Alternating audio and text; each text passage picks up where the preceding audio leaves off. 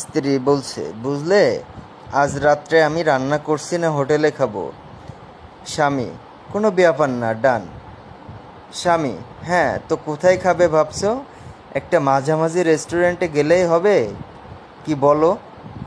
স্ত্রী, মোটেও না, রয়্যাল প্যালেস হোটেলে যাব। স্বামী, ও আচ্ছা, ঠিক আছে, তবে সন্ধ্যা 7টায় যাব, তৈরি থেকো। স্ত্রী, শিওর।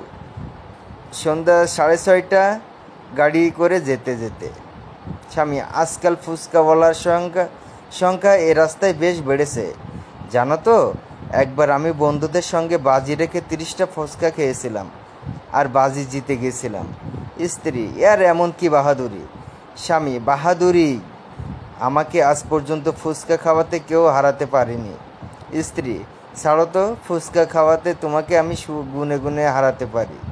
স্বামী, তুমি হাসলে প্রিয়তমা, আমি ভালো মতোই জানি তুমি হারবে গোটা 20কে জোড়া, তারপরে হা হা হা। স্ত্রী, হয়ে যাক চ্যালেঞ্জ, দাঁড় করাও গাড়ি এখনই। স্বামী 30টা ফুচকা খেয়ে কৃত্রিম ঢেকুর তুলে খাওয়া বন্ধ করে দিল।